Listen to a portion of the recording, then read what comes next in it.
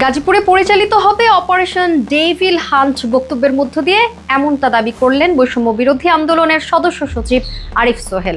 সেনা, নৌ এবং বিমান বাহিনীর সাথে এই অভিযানে থাকবেন পুলিশ সদস্যরাও।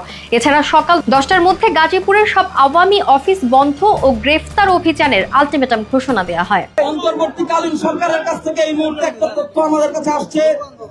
যৌথ বাহিনীর পক্ষ থেকে, সামরিক বাহিনীর কমান্ড থেকে ঘোষণা এসেছে, অপারেশন ডেভিল হান্ট তারা ঘোষণা করেছেন।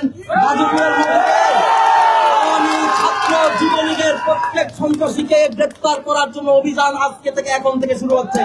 বক্তব্যে পুলিশ প্রশাসনে যোগ্যতার ভিত্তিতে ছাত্র আন্দোলনে জড়িত ছাত্রদের নিয়োগ দেওয়ার দাবিও জানান তিনি। অপারেশন ডেভিল হান্ট ব্যর্থ হলে ছাত্ররা নিজেদের দায়িত্ব নিজের হাতে তুলে নেবে বলেও হুঁশিয়ারি জানান আরিফ সোহেল।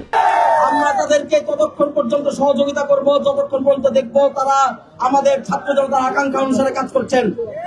আমরা দেখতে চাই চার বাহিনী মিলে, পুলিশ, সামরিক বাহিনী, সামরিক তিন বাহিনী মিলে তারা এই অপারেশন ডেভিল হান্ট পরিচালনা করবেন। আমরা আজকে দেখব তারা কি করেন, কি করতে পারেন।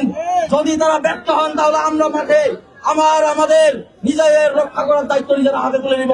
সমাবেশে নিজের বক্তব্যে আরিফ সোহেল বলেন, অপারেশন ডেভিল হান্টের কমান্ডার আমাদের সাথে দেখা করবেন।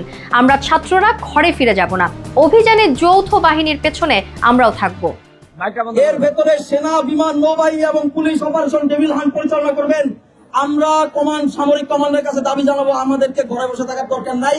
আপনারা বলেন আমাদেরকে কোথায় যেতে হবে, আপনাদের বাহিনীর পিছে পিছে আমরা যাবো, আমরা রাস্তা চিনাই দিয়ে আসবো। আমরা দেখতে চাই আপনারা কি করেন। সমাবেশে বক্তব্য শেষে গাজীপুর রাজবাড়ী এলাকার প্রধান সড়ক অবরোধ করে ছাত্ররা। এ সময় রাস্তায় বসে বিভিন্ন স্লোগান দিতে থাকেন তারা।